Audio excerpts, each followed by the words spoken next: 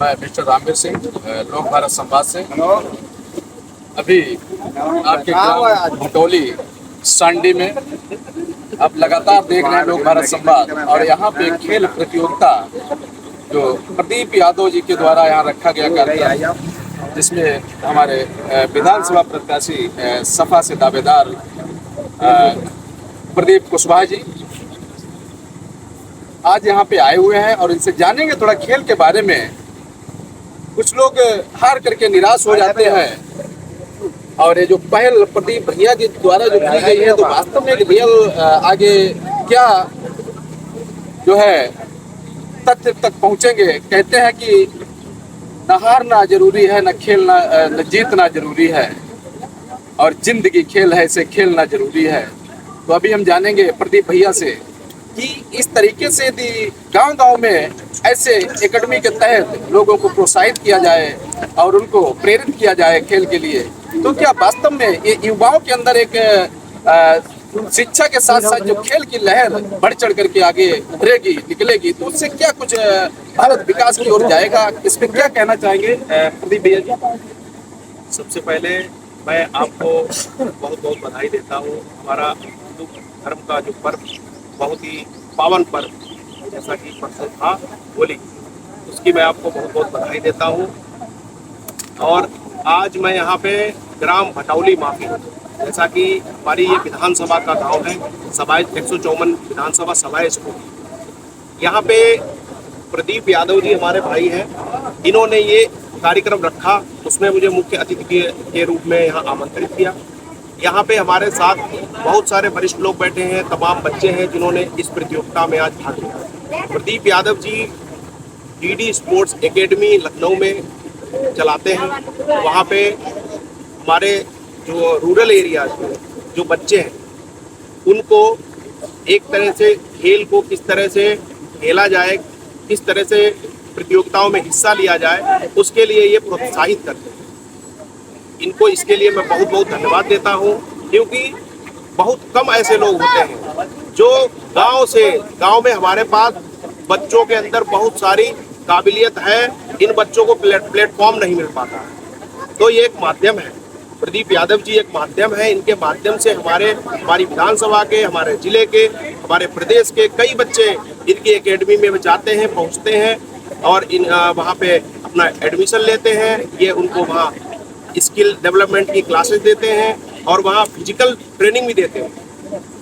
ये इसके साथ साथ मैं भी अपने यहाँ के सवाईपुर विधानसभा के और जनपद हरदोई के बच्चों से ये अपील करता हूँ, ज़्यादा से ज़्यादा संख्या में हर तरह की कॉम्पिटिशन्स में हिस्सा लें, चाहे वो कबड्डी हो, चाहे हॉकी हो, क्रिकेट हो, जंपिंग हो, कुछ भी हो, उसमें ज़्यादा से ज़्यादा संख्या में आप लोग हिस्सा लीजिए। आप लोगों के अंदर बहुत ही टैलेंट है। हमारे जितने भी रूरल एरिया के बच्चे हैं, शहरों से ज़्यादा इनके अंदर टैलेंट होता है, बट इनको लेकिन कहीं ना कहीं प्लेटफॉर्म नहीं मिल पाता।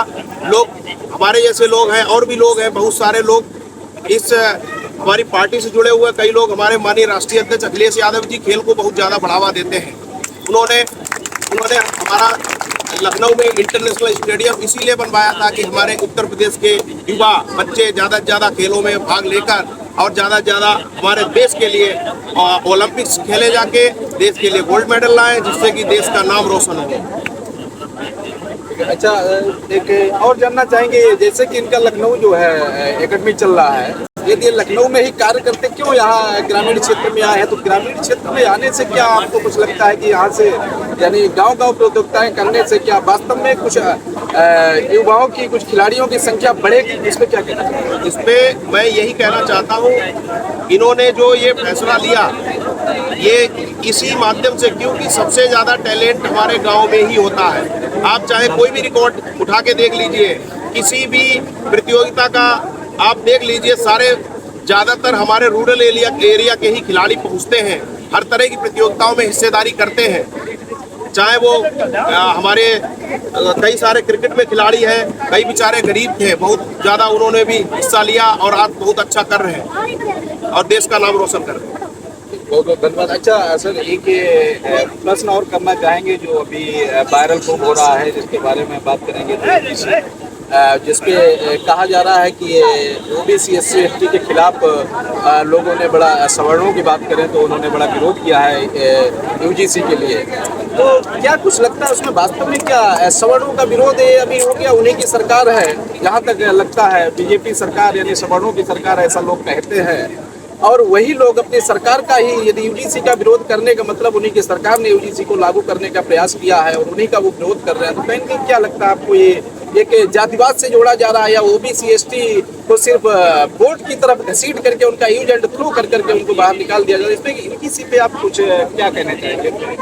देखिए रामवीर जी, मैं आपको यही कहना चाहता हूँ, यूजीसी जो है भारत सरकार ने एक कानून लाया, उसको सुप्रीम कोर्ट ने उसकी रोक लगाई। मैं माननीय सुप्रीम कोर्ट का, जो कि हमारे देश की सर्वोच्च अदालत है, उसका सम्मान करता हूँ। उन्होंने जो भी फैसला लिया हो सोच विचार के ही लिया होगा।